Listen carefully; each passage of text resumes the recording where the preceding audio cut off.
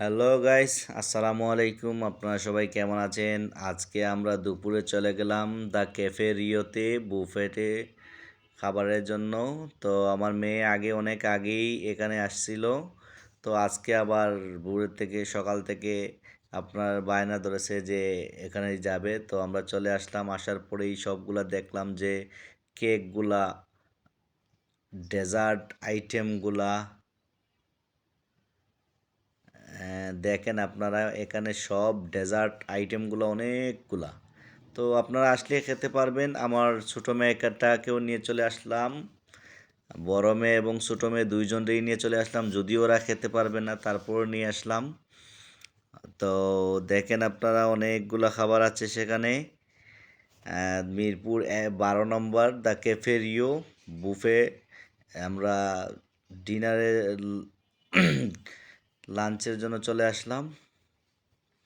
তো আসার সময় ঢোকার সময় আমরা দেখতে পারলাম একটা দোলনা খুবই সুন্দরভাবে সাজানো হয়েছে। তো চিন্তা করলাম আমার মেয়েটাকে একটু দোলনাতে উঠাবো। তো ও নিজের থেকেই দোলনাতে ওঠার জন্য আগ্রহ প্রকাশ করায় আমরা দোলনাতে উঠালাম ওনারে। তো দেখি আমার মেয়েটা কি করে দোলনাতে বসে। দেখলাম না ভালোই সময়টা টাইম পাস করতেছিল। তো আমরা আস্তে আস্তে খাবারের দিকে চলে যাব। খাবারে কি কি আছে, যেহেতু এখানে সময় মাত্র 3 ঘন্টা। তো মাত্র বলতেছি, খেতে গেলে তো 5 মিনিটেও খাওয়া যায়, কিন্তু একটু রিল্যাক্সভাবে আমরা খেতে হবে। তো আসেন চলেন আমরা আরেকটু লাবিবা ইসলাম, লামিয়া ইসলাম এবং তার মা ছবি তুলতেছে। দেখেন আপনারা একটু ফটোশ্যুটের পর্বটা আমাদের শেষ হয়ে যাচ্ছে। তারপরে আমরা আস্তে আস্তে খাবার খেতে যাব। লাবিবাকে সাথে নিয়ে ছবি তোলা হচ্ছে। ফটোশ্যুটের পরে আমরা আস্তে আস্তে খাবার আনতে যাব। হ্যাঁ, চলে আসলাম আমরা এখানেই। তো লাবিবা খুবই খুশি, কি খাবে কি না। তো দেখেন আপনারা দেখতেই পারতেছেন।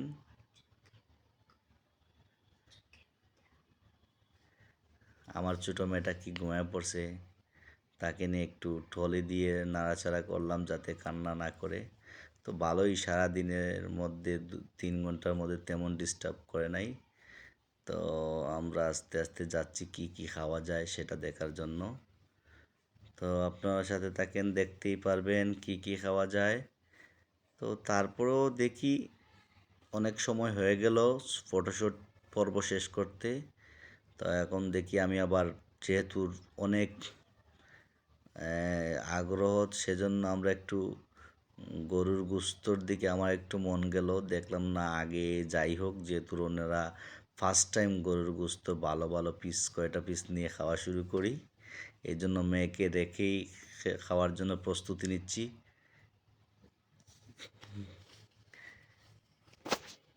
তো আমরা একটু গরুর গোস্ত নিচ্ছি খাবারের জন্য। লাবিবা ইসলাম এদিকে তার বোনকে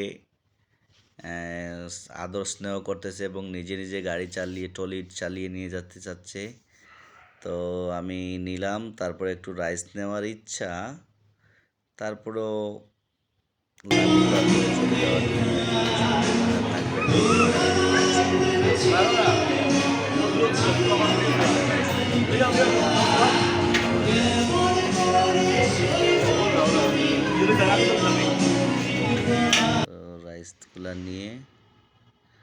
রাইসটা নিয়ে একটু রেখে আসলাম। প্রথমেই আমরা গরুর গোস্ত দিয়ে আমি শুরু করলাম।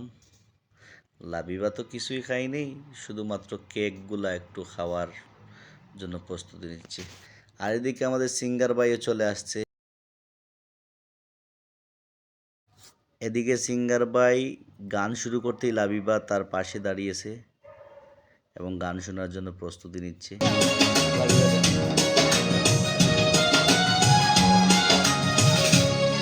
বসে ভাবি নিরালা, আগে তো জানি নাই বন্ধে পিড়িতে জানা।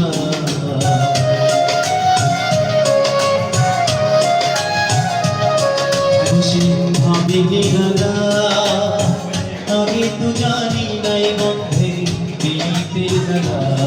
যেন ইটের ভাটা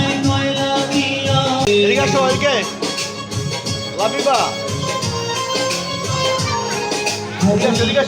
ভাটায় কয়লা দিয়া এখানে আবার ফুচকার আইটেমও আছে, কফি আছে, পরবর্তীতে ট্রাই করব দেখি আপাতত কি কি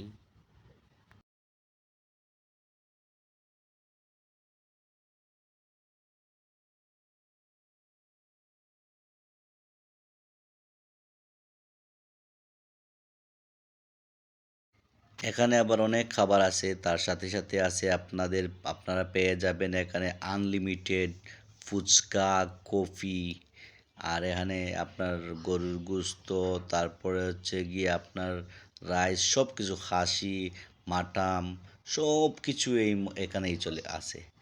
তো আপনারা এখানে আবার সবাই মানে তাড়াহুড়া করে একসাথে নিয়েন না, আস্তে আস্তে একটু একটু করে নিতে হবে। যা দরকার আবার 200 গ্রামের বেশি হলে আবার ওরা 20% এক্সট্রা চার্জ করবে। এখানে আবার কাঁকড়া আছে, যারা কাঁকড়া পছন্দ করেন কাঁকড়া খেতে পারবেন। আর এখানে আবার আছে আপনার কাঁকড়া আছে, আম, ইটালিয়ান ফিশ আছে। তো এই পাশে আবার দেখতে পারতেছেন আপনার প্রোটিন আছে, ডেজার্ট আইটেম সবগুলোই তো আপনাদের প্রথমে আমি দেখিয়েছিলাম। তো এখানে আপনারা যারা যারা কেক বা ডেজার্ট আইটেম পছন্দ করেন, এগুলো আবার প্রথম প্রথম খেলে আবার চলবে না। এখানে দই আছে, ফিরনি আছে, জর্দা আছে, যা লাগে আমরা একটু একটু করে নিয়ে খেলাম। তো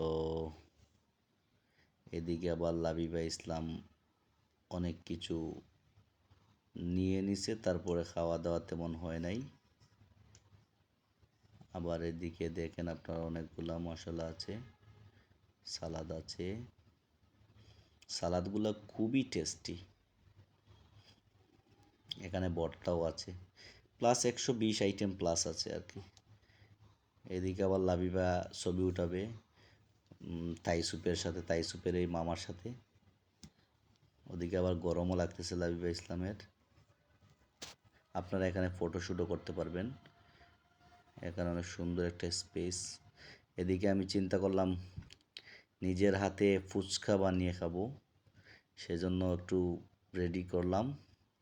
এখানে আবার অনেক অনেক সময় লাগে, একটা ফুচকা নিজে নিজে বানাতে হবে। আর আমি নিজের মতো করে আগে অনেকগুলো খেয়ে ফেলেছি, তারপরে একটা আপনাদের থেকে দেখালাম কীভাবে বানাতে লাগে। তো নিজের হাতে একটু ব্যঙ্গে ফুচকাগুলো অনেক ভালো টেস্টি, যে যতটুকু খেতে পারবেন কোনো সমস্যা নাই। তারপর হচ্ছে গিয়ে এখানে কফিও আছে।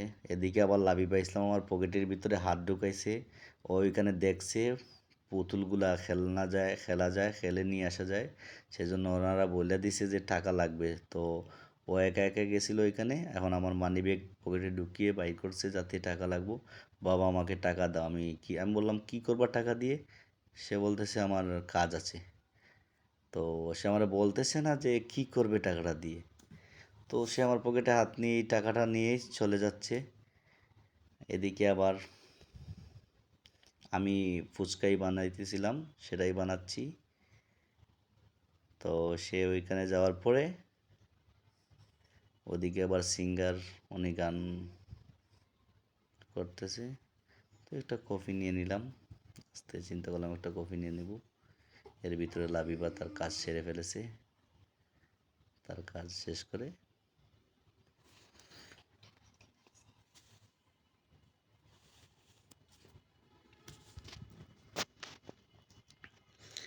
লাবিবা ইসলাম তারপরে ওইখানে টাকা নিয়ে গিয়েছিল। তারপরে ওইখান থেকে 5টা কয়েন কিনে 100 টাকা দিয়ে, তারপরে ওইখান থেকে ওই যারা লোক আছে ওদের সাথে, ক্যাফেরিও স্টাফদের সাথে আলাপ আলোচনা করে সে নিজে নিজে টাকা দিয়ে দিছে, আঙ্কেল আমাকে খেলে দাও, আমাকে একটা পুতুল দাও। তো ওরা চিন্তা করতেছে মেয়েটা নিয়ে আসছে, খেলে দাও পুতুল দিব। তো সে এখানে আবার আমাকে নিয়ে টাকাটা হাতে নিয়ে দেখাচ্ছেও যে এখানে এখানে খেলবে। তো আমি চিন্তা করলাম পরবর্তীতে দেখবানে চলো। তো চলে গেলাম ওদিকে, একটু দেখালাম কিভাবে খেলে। সে আমাকে দেখাচ্ছে বাবা এইভাবে খেলে, তুমি খেলে দাও। আমি চিন্তা করলাম ওইগুলো তো ফাও, ওইগুলো লাগেই না, নিয়ে আসা যায় না। চিন্তা করলাম না, ওইটা খেলে টাকা নষ্ট করার দরকার নাই। পুতুল তো লাবিবার বাসায় অনেকগুলো আছে। তো অনেক মানুষ ট্রাই করতেছে, পারতেছে না। তো আমি বললাম আমার মেয়েকে, লাবিবা চলো, তোমার দ্বারা হবে না, আমরা চলে যাই। তো ও পরবর্তীতে চালাকিতি করে ওই তার আঙ্কেলদের সাথে আঙ্কেল আঙ্কেল বলে সে টাকা 100 টাকা দিয়ে ওদের দ্বারা একটা কাজ সাকসেসফুল করে সে পুতুলটা নিয়ে নিয়েছে। খুবই হ্যাপি দৌড় ওই পুতুলটা নিয়ে। সেটা কিন্তু ওই দুই ভাইয়ের কৃতিত্ব।